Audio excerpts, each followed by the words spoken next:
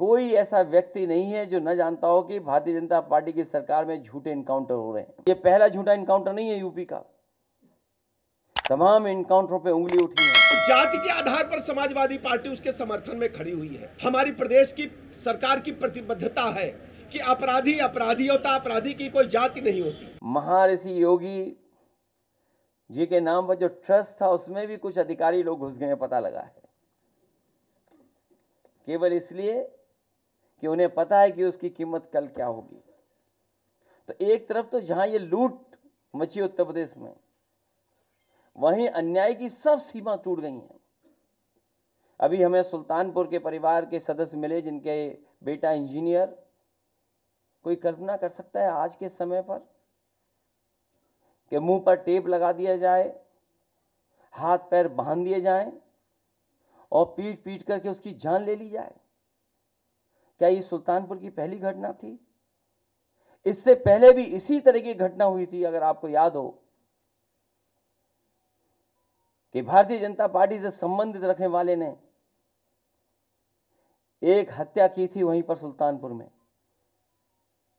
और अभी जो झूठी कहानी पढ़ी जा रही है इनकाउंटर को लेकर के, कोई ऐसा व्यक्ति नहीं है जो न जानता हो कि भारतीय जनता पार्टी की सरकार में झूठे इनकाउंटर हो रहे हैं, हत्या की जा रही है। जो मंगेश यादव की हत्या हुई है, गांव से लेकर के आसपास के लोग जानते हैं कि पुलिस रात में आई थी, उठा ले गई, पुलिस उठा करके ले गई एसटीएफ।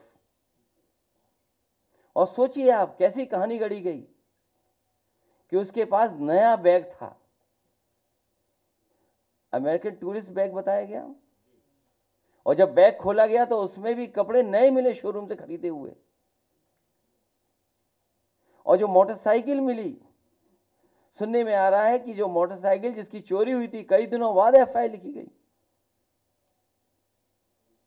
और उसके घर परिवार के लोगों के मां का इनको दर्द समझ में नहीं आ रहा, बहन के आंसू नहीं समझ में आ रहे हैं। और सोचिए कैसा दिमाग इनका, सरकार ने कैसी होशियारी दिखाई कि चप्पल में इनकाउंटर कर दिया। बताइए आप, कैसा दिमाग है इन लोगों का, क्या होशियारी दिखाई। कौन नई तस्वीर देख करके बता सकता है कि यह झूठा इनकाउंटर हुआ था? और यह पहला झूठा इनकाउंटर नहीं है यूपी का, तमाम इनकाउंटरों पे उंगली उठी है। जिस समय पहला इनकाउंटर नोएडा में जिम इंस्ट्रक्टर को हुआ था, उस समय भी हम लोगों ने कहा था कि पुलिस वालों ने लूटने के लिए, दबाव बनाने के लिए हत्या का प्रयास किया है, और उस समय भी कार्रवाई नहीं हुई है। अभी तक जितनी भी हत्याएं हुई हैं या इनकाउंटर हुए हैं, सबसे ज्यादा पीड़ित परिवार के लोगों की हत्या की है सरकार ने। हम लोग न्याय दिलाने के लिए सदन से लेकर के और संघर्ष के बीच में भी जाना पड़ेगा, तो समाजवादी लोग पीछे नहीं रह सकते। सुल्तानपुर की घटना में वांछित अपराधियों को हमारी पुलिस ने गिरफ्तार किया और पुलिस मुठभेड़ के दौरान एक व्यक्ति मारा गया। अब जाति के आधार पर समाजवादी पार्टी उसके समर्थन में खड़ी हुई है। हमारी प्रदेश की सरकार की प्रतिबद्धता है कि अपराधी अपराधी होता, अपराधी की कोई जाति नहीं होती। मैं कहना चाहता हूं कि हमारे साथ सर्व समाज के लोग जुड़े हैं। हमारी सरकार किसी व्यक्ति विशेष की सरकार नहीं है, यह सबकी सरकार है, सबके हितों की चिंता करती है। लेकिन हमारी जिम्मेदारी है हम प्रदेश में कानून के राज को स्थापित करें और हर स्थिति में लोगों को भयमुक्त वातावरण प्रदान करें। हम जब जानते हैं कि इस घटना में जो लोग वांछित थे उनके पास से गिरफ्तारी के दौरान 2.5 किलो से अधिक सोना बरामद हुआ है। जो दिन दहाड़े लूट हुई थी, 2.5 किलो से अधिक सोना बरामद हुआ है। और सबसे बड़ी बात यह है, समाजवादी पार्टी प्रेस कॉन्फ्रेंस करके जनता को गुमराह करने का असफल प्रयास करती है, जबकि प्रदेश की जनता जानती है कि समाजवादी पार्टी अपराधियों को जब जब इनकी सरकारें रही हैं, जब जब इन्हें ताकत मिली है, ये पुष्पित पल्लवित करती रही हैं।